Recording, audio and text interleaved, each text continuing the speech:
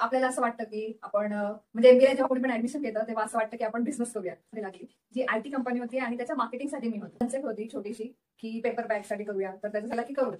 मग असं फक्त स्टार्ट केलं की हा मी हे करते, सगळं करूया आपण. तर मग तसं सुरुवात केलं. मग हळूहळू कळत गेलं की अरे हे सगळ्या वेगळ्या कन्सेप्ट आहेत. जेव्हा आपण बिझनेस स्टार्ट करतो तेव्हा आपल्या आजूबाजूच्या नाही सांगायचं. कधी असं होतं की कंपनीची एक ब्रांच बाहेरच्या देशामध्ये आहे, सोलो फिरायच्या सगळीकडे आणि त्याच्याबद्दल पुस्तकं लिहायचे. तर त्यांचे सगळे पुस्तकं मी वाचलेले आहेत की तुम्हाला काय हवंय ते मिळाल्यानंतर तुमचे बाकीचे प्रॉब्लेम सॉल्व्ह होतात. तर ते पुस्तक मला खूप जास्त आवडतं. जेव्हा कोणी मला विचारतं की हे पुस्तक सांग की मी कुठलं वाचू, तर मी म्हणते की तर मला असं वाटतं की हेच सक्सेस. नमस्कार मित्रांनो, नवरात्रीच्या तुम्हाला हार्दिक शुभेच्छा. स्वागत आहे तुमचं मनमोजी जुगाडच्या या नवरात्री स्पेशल एपिसोड मध्ये. आज आपल्या सोबत आहेत एक अशिरन रागिनी, जिने आयटी इंजिनिअरिंग आणि एमबीए मार्केटिंगचं शिक्षण घेऊन कॉर्पोरेट गिफ्टिंग या क्षेत्रात आपली एक वेगळी ओळख निर्माण केली. त्या आहेत Ashwini Pavsar Shah, gift birds corporate gifting LLPच्या संस्थापित. उद्योजिका, आई, वाचक, लेखिका, सोलो ट्रॅव्हलर या सर्व भूमिका त्यांनी एकदम उत्तमरित्या सांभाळल्या आहेत. आज त्यांच्यासोबत आपण गप्पा मारणार आहोत त्यांच्या आव्हानांविषयी, त्यांच्या प्रेरणेविषयी आणि त्यांच्या पुढच्या प्रवासाविषयी. चला तर मग सुरू करूया आपण त्यांच्या गप्पांनी. नमस्कार अश्विनी, कशी आहेस तू? तुमची दिवसाची सुरुवात आता आज कशी झाली? आजची जरा असं वाटलेलं की लवकर प्रिपेअर करून ठेवेल, पण जसं नेहमी होतं तसंच गोंधळ झाला ऐन वेळेवर. आणि मग जे मुलं आहेत ते नेमकी वेळेवर काहीतरी होतात, प्रॉब्लेम्स येतात, ते सॉल्व्ह करत करत इथपर्यंत पोहोचली. मग युजली दिवसाची सुरुवात कशी होते?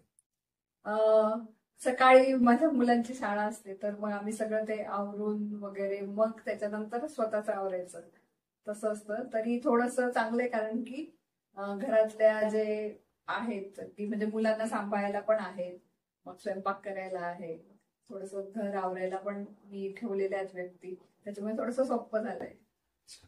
आणि मग म्हणजे तुम्ही लहान मुलं आहे तर मग ते शाळेत लवकर जातात का? मग सकाळ लवकरच होत असते? हो, सकाळ त्यांच्यामुळे आमची लवकर होते. अच्छा, ओके.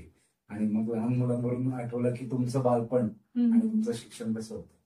माझं शिक्षण पूर्ण नाशिकमध्ये झालेलं आहे. तर घराजवळच म्हणजे रस्ता क्रॉस केला की माझी शाळा होती. तर 10वी पर्यंत मी तिथे केलं. त्याच्यानंतर मी डिप्लोमा केला, तो पण नाशिकमध्येच KK वाघ मध्ये केला. मी आयटी इंजिनियर आहे, तर पहिले डिप्लोमा केला, नंतर इंजिनिअरिंग केलंय. त्याच्यासाठी मी संगमनेरमध्ये होती, तिथून मी इंजिनिअरिंग केलंय. आणि नंतर मग तुमचं इंजिनिअरिंग केल्यावर मग तुमचा प्रवास कसा होता? म्हणजे इंजिनिअरिंगच करायचं होतं की त्याच्या पुढे मग काय शिक्षण करायचं? नाही, जेव्हा मी इंजिनिअरिंग केलं तेव्हा खरं तर डिप्लोमाला जेव्हा ऍडमिशन घेतलं तेव्हा तर माहित पण नव्हतं की आयटी काय असतं. पण तेव्हा आयटी खूप ट्रेंडमध्ये होतं, त्यामुळे तेव्हा ऍडमिशन घेतलं आणि म्हणजे मी डिग्री पर्यंत पोहोचली. पण जेव्हा मी पासआउट झाली आणि जेव्हा जॉबसाठी बघत होती तेव्हा असं वाटत होतं की नाही, मला हे नाही करायचंय. त्याच्यानंतर मला जॉब लागलेला, मी ऍज अ लेक्चरर म्हणून होती, नाशिकमध्येच होती. तिथे 1 वर्ष जॉब केला. पण 1 वर्षाचा जो जॉब करत होती तेव्हा पण मला वाटत होतं की नाही, हे मला नाही करायचंय. मग मी डिसिजन घेतला की मी MBA करू. मग मी त्याच्यानंतर MBA केलं, जे मी मार्केटिंग मध्ये केलं होतं. बरं, तर मग MBA मार्केटिंग मध्ये जो प्रवास होता तर मग तो म्हणजे साधारण 2 वर्षाचा तो MBAचा हे असेल, तर मग त्याच्यानंतर मग काय होतं की जॉब करायचा का बिझनेस करायचं, असं काही होतं? तर आपल्याला असं वाटतं की आपण म्हणजे MBA जेव्हा कोणी पण ऍडमिशन घेतं तेव्हा असं वाटतं की आपण बिझनेस करूया. पण जेव्हा 2 वर्ष आपण शिकत असतो, मग आपल्याला असं वाटतं की नाही, त्याच्यानंतर आपण थोडे दिवस जॉब करू, पैसे कमवू आणि मग बिझनेस करू. तर तसंच झालं की MBA सुरुवात तर तशीच केलेली की काहीतरी करावं. पण मग 2 वर्षानंतर कॅम्पस प्लेसमेंट झाली. कॅम्पस प्लेसमेंट झाल्यानंतर मी मुंबईमध्ये म्हणजे ठाण्यामध्ये शिफ्ट झाली आणि मग जॉब लागला, आयता जॉब लागला, चांगला पगार मिळतो. त्याच्यामुळे मग मी परत तेच झालं की पहिले पण जॉब नव्हता करायचा, नंतर पण नव्हता करायचा, तरी पण मी परत एकदा जॉब मध्येच गेली. अच्छा, हा, मग मी 1 वर्ष जॉब करत होती SBI लाईफ इन्शुरन्स मध्ये. ओके. आणि मग जॉब करायचा नाही, मग असं कधी ठरवलं? म्हणजे आता तुम्ही सक्सेसफुल बिझनेस चालवताय, तर मग ते जॉब नंतर मग बिझनेस करायचा विचार करू? जेव्हा मी जॉब करत होती तर करता करता तेव्हा पण असं वाटत होतं की नाही, हे मला नाही करायचंय. आणि नेमकं असं झालं की 1 वर्ष तिथे काम केल्यानंतर मी एका कंपनीमध्ये लागली, जी IT कंपनी होती आणि त्याच्या मार्केटिंगसाठी मी होते. म्हणजे माझ्यासाठी एकदम परफेक्ट हे होतं की माझा बॅकग्राऊंड पण तो होता आणि माझं काम पण जे माझ्या फील्डच्या रिलेटेड होतं तिथे होतं. पण मग तिथे 4 पार्टनर होते. त्याच्यातला एक पार्टनर जो होता तो माझा बॉस होता. आणि मी जेव्हा त्यांना बघत होती तेव्हा मला कळालं की जर तुम्हाला बिझनेस करायचा आहे तर तो आज करायचा असतो. आपण असं वाट बघत बसलो की पैसे कमवू मग बिझनेस करू तर तो दिवस कधीच येत नाही. हे मी माझ्या बॉसकडून शिकले. मग नेमकं असं झालं की म्हणजे त्या माझ्या बॉस सोबतच मी लग्न केलं. हा, तर त्याचा खूप मला सपोर्ट होता. मग तो म्हणाला की तू कर, बिझनेस सुरू कर, तो दिवस आजच आहे. तर मग मी त्याच दिवशी जॉब सोडला. माझ्या हातामध्ये काहीच नव्हतं. म्हणजे दुसरा जॉब एक जॉब होता की एकतर हा सोडून मी तो जॉब करू किंवा मग काहीच नाही करू. मग मी ठरवलं की नाही, आता काहीच नाही करायचं आणि बिझनेस प्लॅन असं वगैरे काहीच नव्हतं. फक्त होतं की हा आपल्याला काहीतरी करायचं. मग मी तेव्हा तो जॉब सोडला. अच्छा, मग तुमच्या बिझनेस विषयी थोडक्यात द्या. हा. मग त्याच्यानंतर असं होतं की काय कन्सेप्ट, आता जॉब तर करायचा आहे, जॉब तर नाही करायचा, बिझनेस करायचा आहे, तर मग काय करायचं. तर तेव्हा एक कन्सेप्ट होती छोटीशी की पेपर बॅग साठी करूया. तर त्याच्यासाठी इन्व्हेस्टमेंट जास्त होती. मग त्याच्यासाठी थोडासा मी सर्वे केलेला, 2-4 महिने त्याच्यात केले. त्याच्यानंतर समजलं की नाही, हे नाही करू शकत. मग डिजिटल मार्केटिंग मध्ये मला थोडासा इंटरेस्ट होता कारण की बॅकग्राऊंड तसं होतं. तर त्याच्यासाठी प्रयत्न केला. मग ते पण मला नाही वाटलं. पण मग मी एकदा कॉर्पोरेट गिफ्टिंग फक्त ऐकलं होतं, कन्सेप्ट ऐकलेली होती एका मीटिंग मध्ये. तर मग विचार केला की ते शोधून बघू ते काय असतं. कारण की मी थोडीशी क्रिएटिव्ह होती जेव्हा मी कॉलेजेसमध्ये होती. तर असं गिफ्ट कोणाला देताना ते कसं क्रिएटिव्ह बनवायचं, त्याचं पॅकेजिंग कसं सुंदर करायचं किंवा नवीन नवीन कन्सेप्ट असतात गिफ्टिंग मध्ये, तर त्या कशा करायच्या त्या मी पर्सनल लाईफ मध्ये युज करत होती. तर मग मला थोडासा इंटरेस्ट वाटला त्याच्यामध्ये. मग शोधलं आणि मग विचार केला की करू. मग असंच फक्त स्टार्ट केलं की हा मी हे करते आणि मग सुरुवात केली होती. अच्छा, मग कॉर्पोरेट गिफ्टिंग म्हणजे एक वेगळं क्षेत्र येतं. तर मग त्याच्यात म्हणजे तो एकदम असा वेगळा बिझनेस सेगमेंट आहे. तर मग त्याच्यामध्ये जेव्हा तो स्टार्ट केला तेव्हा आव्हानं काय आहे? हा, तर जेव्हा मी बिझनेस चालू केला तेव्हा फक्त कन्सेप्ट माहिती होती. आणि तेव्हाची कन्सेप्ट अशी होती की गिफ्टिंग म्हणजे गिफ्टिंग. तर मला असं वाटलं आपण बर्थडे गिफ्ट करू, रिटर्न गिफ्ट करू, कॉर्पोरेट गिफ्ट करू, वेडिंगचे गिफ्ट करू. तर सुरुवात अशी होती की सगळं करूया आपण. तर मग तसं सुरुवात केलं. मग हळूहळू कळत गेलं की अरे हे सगळ्या वेगळ्या कन्सेप्ट आहेत आणि सगळा सेगमेंटच पूर्ण वेगळा आहे. की वेडिंग गिफ्टिंग वाले वेगळे असतात, कॉर्पोरेट गिफ्टिंग वाले वेगळे असतात, रिटर्न गिफ्ट वाले वेगळे असतात. मग त्यात मला कॉर्पोरेट गिफ्टच करायचं होतं. मग मी त्या फक्त एका सेगमेंटवर फोकस केला आणि मग त्याच्यावरच काम करत राहिली. आणि थोडंसं IT बॅकग्राऊंड होतं त्याच्यामुळे माझं गुगल माय बिझनेस किंवा मग इंस्टाग्रामचे किंवा बाकी जे सोशल मीडियाचे प्लॅटफॉर्म होते ते कसे वापरायचं ते थोडीशी आयडिया होती. मग मी त्याच्यावर फोकस केला. अच्छा, आणि मग जेव्हा म्हणजे असं गिफ्ट म्हणजे फक्त गिफ्ट नाही, आता कॉर्पोरेट गिफ्टिंग म्हणजे तर ते एक ब्रँडिंग टूल असतं. बरोबर. तर मग त्याचं मग तुम्ही डेव्हलपमेंट कशी केली? तुम्ही क्लायंटला कशी समजवलं की आता कॉर्पोरेट गिफ्टिंग का महत्वाचं आहे असं, आणि पहिला प्रोजेक्ट किंवा पहिला क्लायंट तुम्हाला आठवत होता? तर कसं असतं की आपल्याला असं वाटतं गिफ्टिंग फक्त दिवाळी पुरतं असतं किंवा आपण तेव्हाच तो हे आहे त्याचा वेळ सीझन आहे तर तेव्हाच करायचं. पण मग हळूहळू कळालं की तसं नाहीये. तर गिफ्टिंग जे आहे ते तुम्ही तुमचा जो ब्रँड आहे त्याला प्रमोट करण्यासाठी किंवा तो समोरच्याच्या लक्षात राहावा म्हणून आपण गिफ्टिंग करायला हवं. तर आणि आपल्याला असं वाटतं की सगळीकडे लोगो ठेवून दिला, म्हणजे एक प्रोडक्ट घेतलं त्याच्यावर मोठा लोगो केला तर झालं आपलं ब्रँडिंग. तर ते तसं पण नसतं. फक्त गिफ्टिंग महत्वाचं नसतं, तर तुम्ही जो प्रोडक्ट आहे तो का देतायत आणि कोणाला देतायत त्याच्यावर पण काम करणं खूप महत्वाचं असतं. तर मग मी जेव्हा काम करायला घेतलं तर क्लायंटशी बोलताना आपण त्यांचं डोमेन काय आहे किंवा ते कोणाला गिफ्ट देत आहेत ते आपण पहिल्यांदा जाणून घेतो. मग त्यानुसार त्यांचं बजेट काय आहे किंवा आपल्या हातात किती वेळ. तर एवढं सगळं त्यांना प्रश्न विचारल्यानंतर आपल्याला कळतं की त्यांना काय सजेस्ट करायला पाहिजे. आपल्याला असं वाटतं गिफ्ट द्यायचं तर काही पण घ्या आणि द्या, तर ते तसं नसतं. तर मग जेव्हा मी नवीन क्लायंट सोबत आपण बोलतो तेव्हा आपण हे सगळं जाणून घेतो आणि मगच त्यांना गिफ्ट सजेस्ट करतो. तरच ते जे रिसिव्हर आहेत ज्यांना आपण देणार आहे त्यांच्या कामाचं असेल तर ते आपल्याला आवडतं आणि मगच खरा तुमचा ब्रँड जो आहे तो आपण करू शकतो चांगला.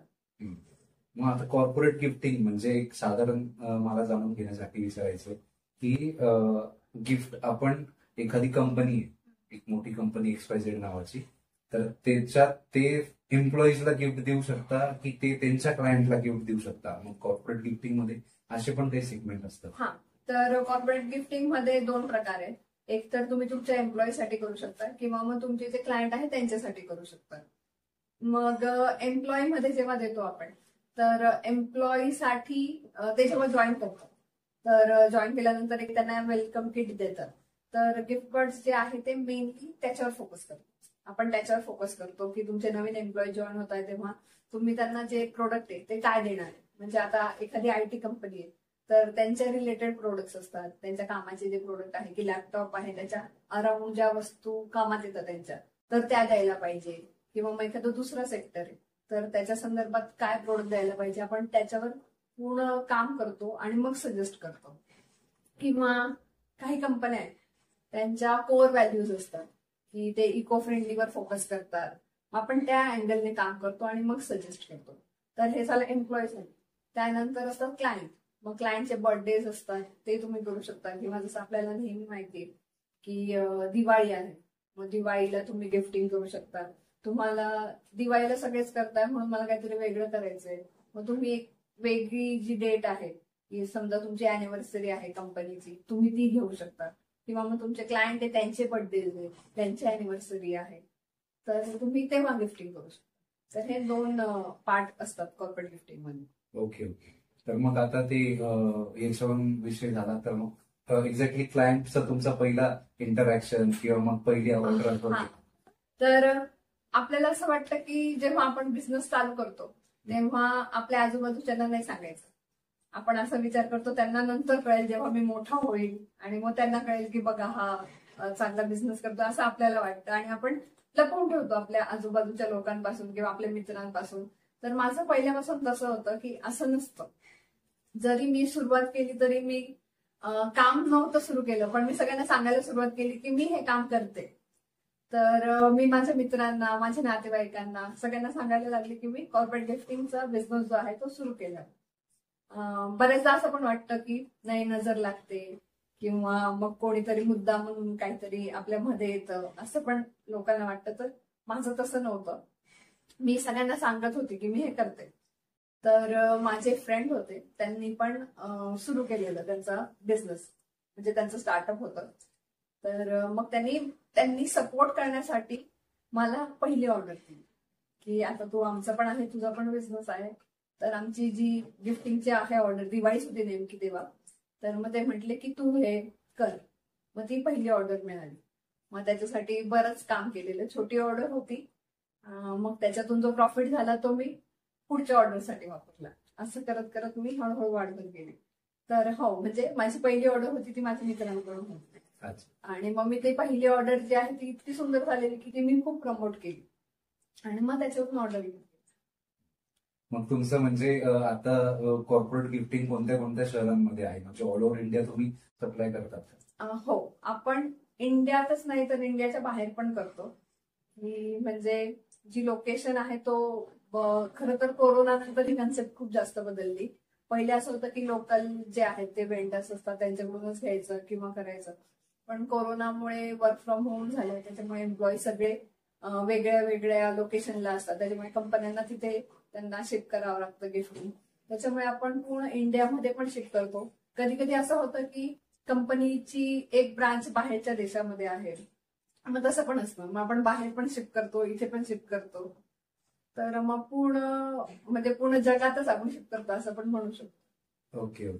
तर मग असा एखादा वाव मुवमेंट आठवतो का तुम्हाला की एखादा क्लायंट आहे आणि तो चांगला रेप्युटेड क्लायंट आहे आणि त्यांनी एकदम म्हणजे तुम्हाला अप्रिसिएशन दिलं, म्हणजे ऑलमोस्ट सगळ्यांचे अप्रिसिएशन तुम्हाला चांगले येतच असतील, पण असा एखादा वाव मुवमेंट असतो तर तो तुम्हाला आठवत होता? हो, तर असं झालेलं की मी माझं ऑफिस जे होतं ते पहिले ठाण्यामध्ये होतं. तर मी बसलेली ऑफिसमध्ये आणि एक व्यक्ती आलेला शोधत की गिफ्ट बर्ड्स कंपनी कुठे आहे. मी लोकेशन टाकलेली होती गुगलमध्ये आणि तो आला शोधत आणि मग ते आले. त्यांना म्हटलं की तुम्हाला रेफरन्स कसा मिळाला, तर ते म्हटले की एक दुसरी कॉर्पोरेट गिफ्टिंगची कंपनी होती, तर मी त्यांना कॉल केला. तर तो जी व्यक्ती माझ्या कनेक्टमध्ये होता त्याने मला सांगितलं की मी कंपनी सोडली, पण ठाण्यामध्ये अजून एक कंपनी आहे जी तुमची जी रिक्वायरमेंट आहे ती फुलफिल करू शकतात. तर मग त्याने आमचा रेफरन्स दिलेला. म्हणजे तेव्हा माझी कंपनी खूप छोटी होती आणि आपला रेफरन्स कोणीतरी दुसरं देतंय, तर हा माझ्यासाठी खूप म्हणजे मोठा क्षण होता तो.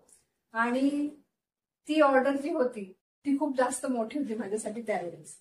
म्हणजे ती तेव्हा 7-8 लाखाची ऑर्डर मी केलेली, आणि तो पण एक वॉक इन क्लायंट. म्हणजे तो माझा मित्र नव्हता किंवा माझ्या ओळखीचा नव्हता किंवा रेफरन्स पण नव्हता माझा, डायरेक्ट रेफरन्स. तर ती खूप जास्त माझ्यासाठी मोठी ऑर्डर होती. आणि त्याच्यामुळे म्हणजे ती एक ऑर्डर होती जिथून सगळी डिरेक्शनच चेंज झाली. तर मला ते खूप वाटलं.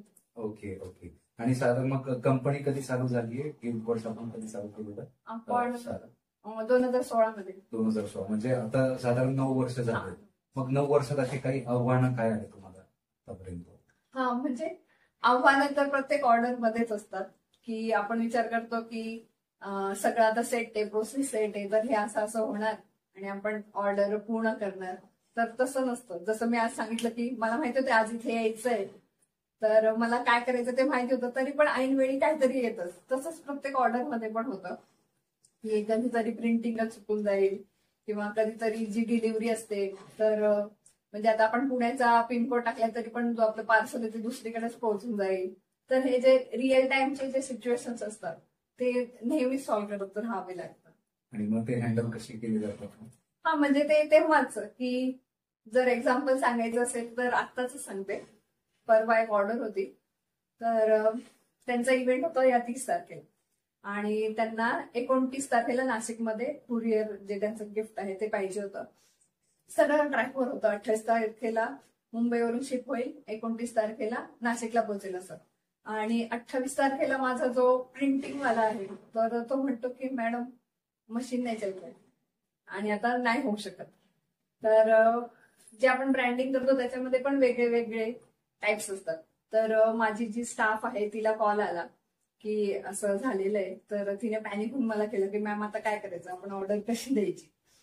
तर तिला म्हटलं की थांब, आपल्याकडे पूर्ण दिवस आहे. 28ची तारीख होती. तिला म्हटलं तू आहे ना 5 वाजले का मग टेन्शन घ्यायला सुरुवात कर. आपला हा जो दिवस आहे ना तेव्हा काम करायचंय, नंतर टेन्शन घेऊ. मग असं झालं की आम्ही ते सॉल्व्ह केलं त्या दिवसामध्ये. म्हणजे 3:30 वाजता मी तिला कॉल केला की बघ अजून 5 पण नाही वाजले ना, आपली जी सिच्युएशन आहे ती सॉल्व्ह झाली. म्हणजे आपल्याला अल्टरनेटिव्ह जे आहेत ते शोधावे लागतात नेहमीच. आपण असं सॉल्व्ह करत राहतो. मग ती झाली त्या दिवशी. 28ला त्यांनी तिथून शिप पण केली, 29ला पोहोचली आणि 29ला दुपारी आम्ही डिलिव्हर पण केली. ओके. आणि मग हे तर आव्हानं आता रिअल टाइमचे झालं, पण मग एक महिला उद्योजिका म्हणून पण खूप आव्हानं येतात. तर त्याचं ते अजून वेगळंच वेगळं. हा, ते कसं सॉल्व्ह केलं जातं? ते तर आहे की म्हणजे महिला म्हणून तर मला दोघं म्हणजे माझे जे जुळे मुलं आहेत त्यांना सांभाळून काम करायचं असतं. आणि जेव्हा माझ्याशी कोणी बोलतं तेव्हा त्यांना असं वाटतं की अच्छा तुम्ही बिझनेस करताय, एवढा मोठा जर बिझनेस आलाय तर तुमचे हस्बंड पण काम करताय का.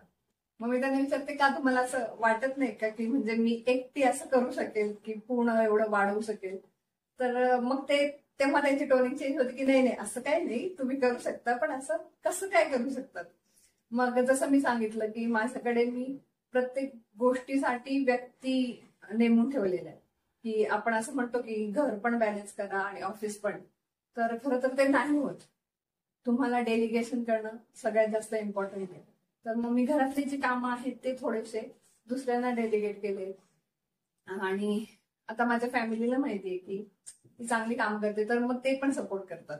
आपल्याला असं वाटतं की घरातली सगळी जबाबदारी माझी, मी स्वयंपाक बनवणार, मीच आवरणार, मीच साफसफाई ठेवणार. तर माझ्या घरात तसं नाहीये. माझ्या घरात प्रत्येक व्यक्ती म्हणजे माझी आता मुलं 3.5 वर्षाचे, तर ते पण कामं करतात.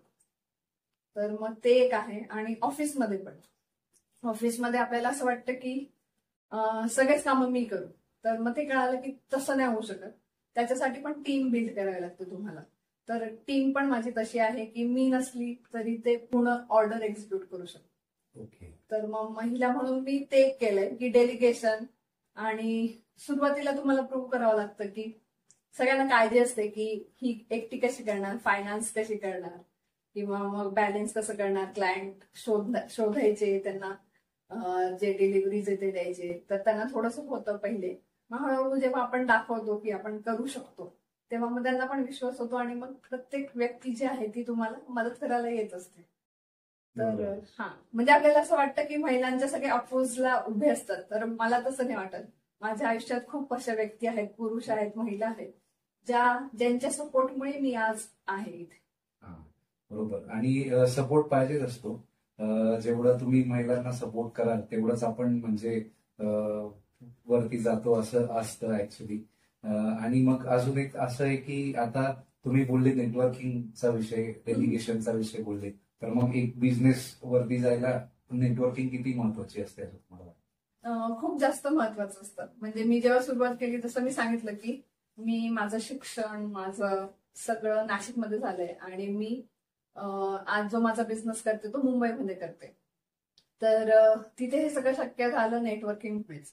की म्हणजे असे ग्रुप्स असतात, की बिझनेस ग्रुप्स असतात, ज्याच्यात तुम्ही तुमचं नाव देऊन तुम्ही जाऊ शकतात. मग तिथे तुम्हाला बाकी जे बिझनेस करणार आहे त्यांच्यासोबत तुमच्या ओळखी होतात, मग ते तुम्हाला बिझनेस देतात. हे जे नेटवर्किंग आहे तर त्याच्यावर मी खूप जास्त बिलीव्ह करते. आणि त्यांच्यामुळेच म्हणजे त्याच्यामुळेच माझ्या तिथे ओळखी झाल्या. आज 8-9 वर्ष झाले. माझे सगळे जे कनेक्शन आहे ते सगळे अनोळखी. म्हणजे 8 वर्ष पहिले हे कोणीच व्यक्ती माझ्या आयुष्यात नव्हती. आज त्या सगळ्यांमुळे मी उभी आहे. ओके.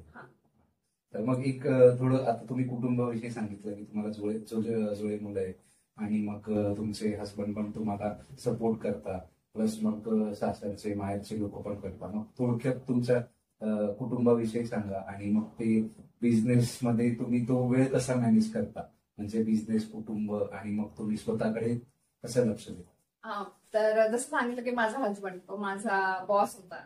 तर त्याच्यामुळे म्हणजे मी आज जी आहे, जी शिकली आहे ती सगळी त्याच्यामुळेच आहे. त्याला बघत शिकली. की म्हणजे आम्ही मिटिंगला जायचो तेव्हा जी समोरची व्यक्ती तिने 5 मिनिटं दिलेला असायचा वेळ, पण आम्ही तिथे 2-3 तास बसलेलो असायचो. तर मी तिथून शिकली की बोलायचं कसं आहे क्लायंट सोबत. तर घरूनच म्हणजे नवऱ्यापासूनच सुरुवात झाली की त्यानेच मला शिकवलं. मग त्याच्यानंतर जसं बॅलन्स म्हणायचं तर त्याने खूप जास्त सपोर्ट केला. तो घर बराच सांभाळून घेतो. आता माझी मुलं आहेत तर कधी कधी आपल्याला उशीर होतो. तर मग माझ्या घरातले प्रत्येक व्यक्ती, माझे सासरे, माझा नवरा, ते माझ्या मुलांना सांभाळतात. मी फक्त एवढं केलंय की आपलं जे ऑफिस आहे ते 6 वाजेपर्यंत असतं.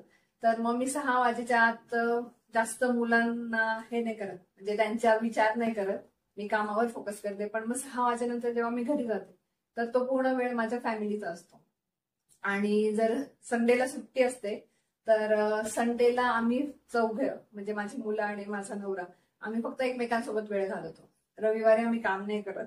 तसं आमचं अग्रीमेंट आहे, म्हणजे की तो पण काम नाही करणार, मी पण काम नाही करणार आणि आम्ही फक्त मुलांसोबत राहू. तर हे जे आहे की ऑफिस वेगळं ठेवायचं आणि घर वेगळं ठेवायचं, तर आम्ही तो प्रयत्न करतो. म्हणजे दोघं टाइम तुम्ही बॅलन्स करायचा प्रयत्न करता आणि मोस्टली म्हणजे तो बॅलन्स केला जातो आता. त्याच्यामुळे म्हणजे ते दोघांमुळे होतं, एकाने करून कधी नाही होत. तर तो एक आहे की म्हणजे मला घरून तेवढा सपोर्ट आहे की आमचं दोघं मॅनेज होतं. बरोबर. मग आता तुम्ही तुमच्या मुलांचं नाव काय? शौर्य आणि धैर्य. अच्छा, शौर्य आणि धैर्य. खूप सुंदर नाव आहे त्यांचे. तर मग तुम्ही त्यांच्यासोबत टाइम कसा स्पेंड करता, म्हणजे काय तुमचं एक रुटीन असतं? जर समजा संडेला तुम्ही घरात आहे तर मग तुम्ही त्यांच्यासोबत काय करतात असं? म्हणजे जसं सांगितलं की आम्ही संध्याकाळपासून सोबत असतो. दर संध्याकाळ तर आपल्याला असं असतं की आता माझे 2 मुलं आहेत तर किचन मध्ये नाही यायचं असं आपण म्हणतो की नाही, ते बाहेर टीव्ही लावून द्यायचा, आपण आपले कामं करायचे. तर तसं नाही माझ्या घरात. तर माझी मुलं पण किचन मध्ये येतात, ते पसारा करतात, ते बघतात. माझा नवरा पण किचन मध्ये असतो संध्याकाळी. तर असं म्हणू शकता की संध्याकाळी आम्ही सगळे मिळून स्वयंपाक बनवत असतो.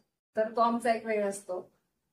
तर त्यांना पण छोटे छोटे कामं जे आहेत ते आम्ही देत असतो, त्याच्यामुळे ते आमच्या सोबत राहतात.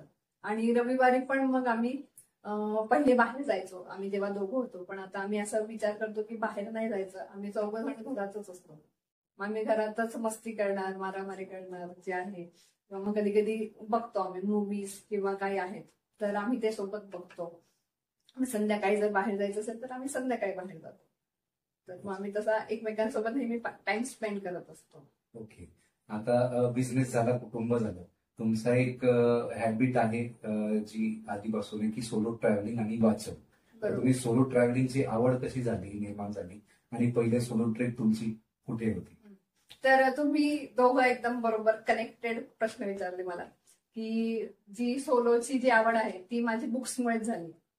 तर जे मीना प्रभू आहेत, तर त्यांची पुस्तकं मी वाचायची. तर त्या सोलो फिरायच्या सगळीकडे आणि त्याच्याबद्दल पुस्तकं लिहायचे. तर त्यांचे सगळे पुस्तकं मी वाचलेले आहेत. म्हणजे चीन आहे, जपान आहे, तिबेट आहे, लंडन आहे आणि इजिप्त. तर त्याच्यातला जो इजिप्त आहे तो मला खूप जास्त म्हणजे असं वाटलं की हा देश मला बघायचा आहे. तर म्हणजे ते पुस्तक आहे ते वाचलं तेव्हापासून असं होतं की हे माझं स्वप्न आहे आणि मला तिथे जायचंय. इजिप्तला मला जायचं आणि 1 महिना राहायचंय. कारण की त्या 1 महिना राहतात प्रत्येक देशामध्ये आणि मग तिथली संस्कृती, व्यक्ती त्या जाणून घेण्याचा प्रयत्न करतात. तर माझं सेम होतं की मला 1 महिना जायचंय आणि इजिप्तला राहायचंय. तर ती तुम्हाला आता ऑर्डर सांगितली ना, की माझी पहिली ऑर्डर आली तिने, त्याच्यात 6-7 लाख रुपये होते. तर त्याच्यातला जो प्रॉफिट होता ना तो मी पूर्ण इजिप्तमध्ये टाकला. म्हणजे तो प्रॉफिट आला आणि मी तिकीट बुक केली.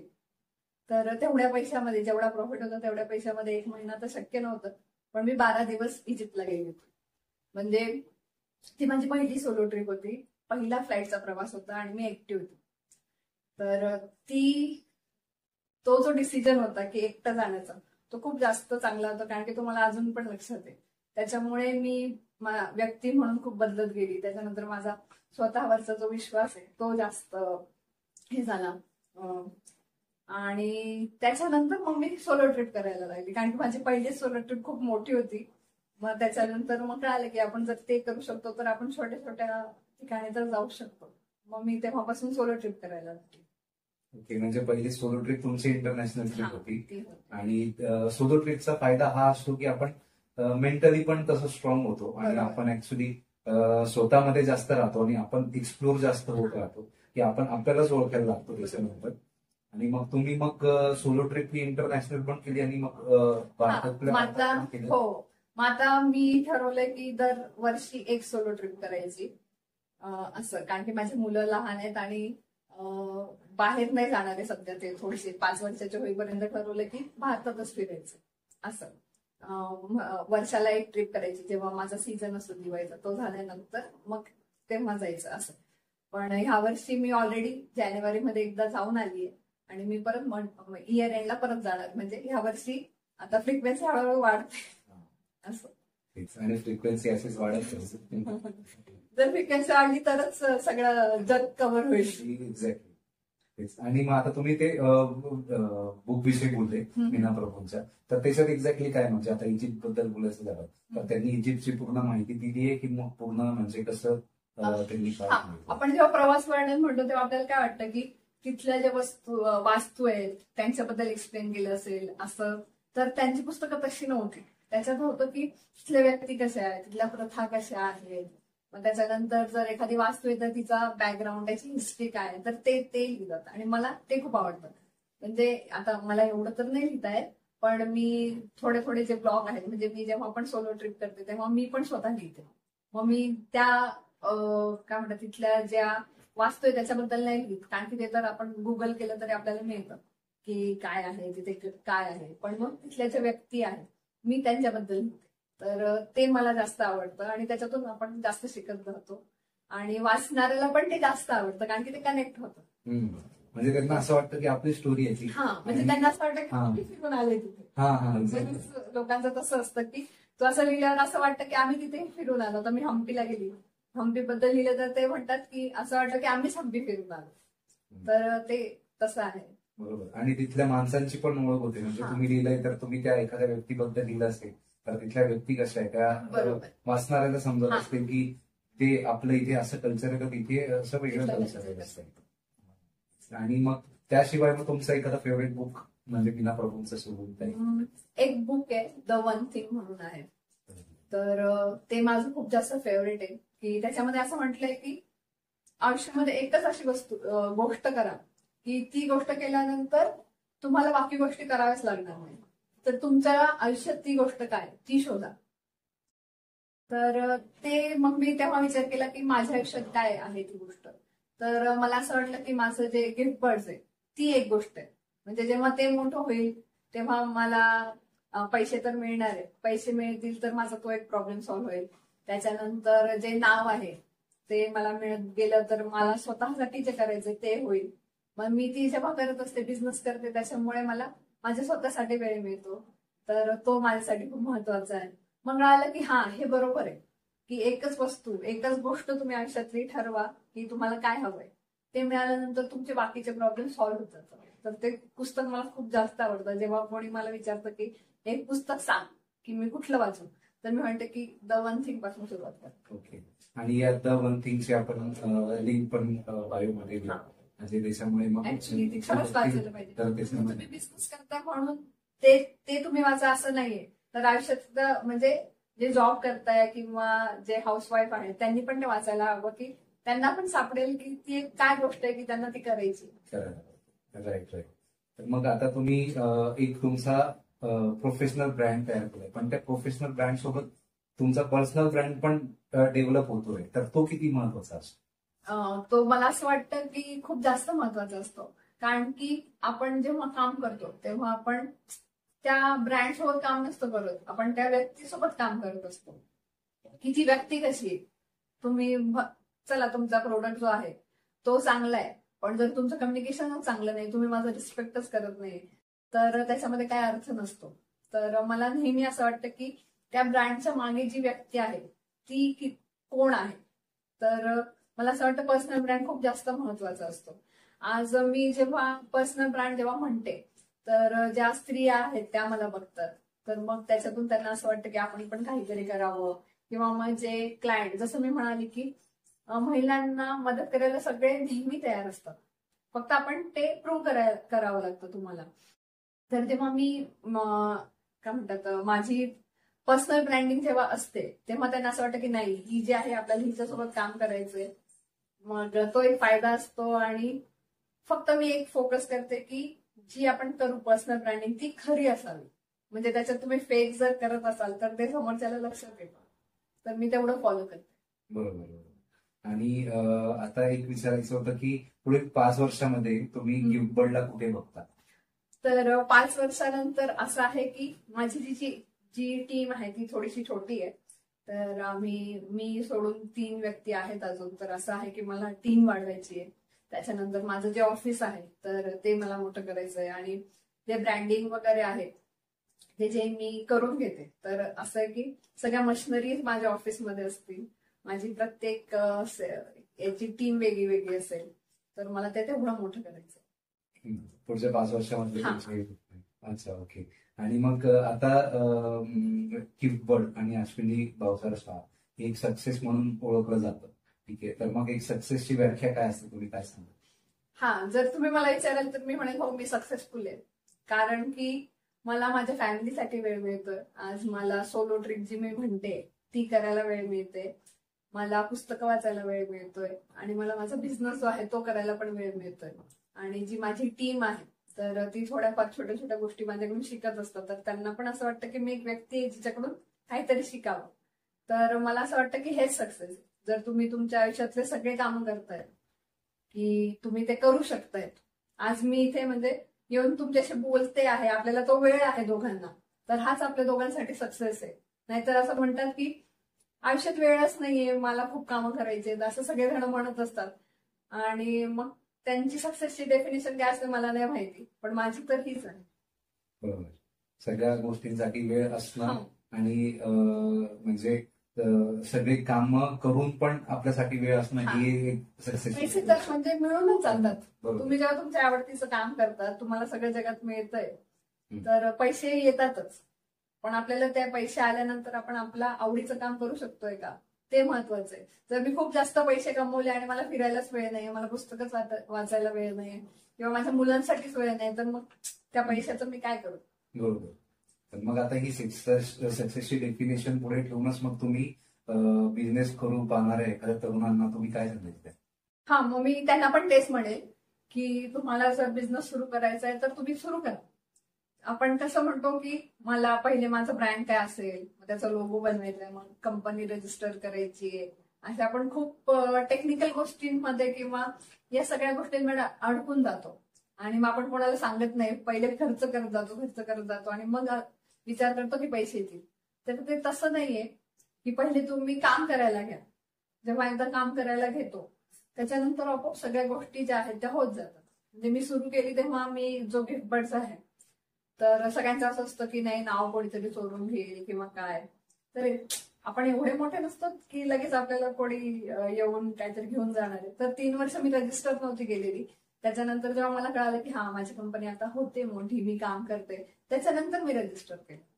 नाहीतर आपण पहिले 1-2 महिना त्याच्यावरच असतं की मग लोगोचा कलर कसा असायला पाहिजे, मग त्याचा फॉन्ट काय असायला पाहिजे, मग माझे इक्विपमेंट्स आहे ते काय असायला पाहिजे. छोट्यापासून सुरुवात करा. छोटं आपोआप नंतर हळूहळू पैसे येत जातात किंवा लोक जोडले जातात आणि मग आपण मोठे होत जातो. तर मग तसं काय करायचं ती आयडिया, फक्त आयडिया नका राहू देऊ. आणि बऱ्याचदा शेअर पण नाही करत की मी शेअर केली तर तो कॉपी करून घेईल. तर आता जगातली कुठलीच आयडिया युनिक नाहीये, ती कधीतरी कोणीतरी कुठेतरी केलेली आहे. तर मग सांगत जा की अरे माझ्याकडे ही आयडिया मी करणार आहे. कदाचित त्याच्यात तुम्हाला सपोर्ट मिळतो, त्यांच्याकडून एक नवीन आयडिया किंवा अँगल असतो तो मिळतो. मग माझं तेच आहे की सगळ्यांना सांगा मला हे करायचंय आणि सुरू करा. तेच अश्विनी, तुमचे विचार खरंच खूप चांगले आहेत आणि तुमची स्टोरी पण आतापर्यंत खूप इन्स्पायरिंग आहे आणि पुढे पण तुम्ही असंच इन्स्पायर करत राहणार सगळ्यांना. आणि यासाठी मनपूर्वक शुभेच्छा आणि तुम्ही Thank you so तुमचा much. अमूल्य वेळ दिला यासाठी खूप धन्यवाद. Thank you so much. धन्यवाद मित्रांनो, हा एपिसोड तुम्ही शेवटपर्यंत बघितल्याबद्दल. हा एपिसोड तुम्ही कसा वाटला हे नक्की कळवा आणि चॅनलला सबस्क्राईब करा, व्हिडिओ लाईक करा आणि व्हिडिओ शेअर करायला विसरू नका. आणि पुढे आपण कोणत्या विषयांवर चर्चा करायला हवी, आपले पुढचे गेस्ट कोण हवेत हे कमेंटमध्ये कळवायला विसरू नका. धन्यवाद.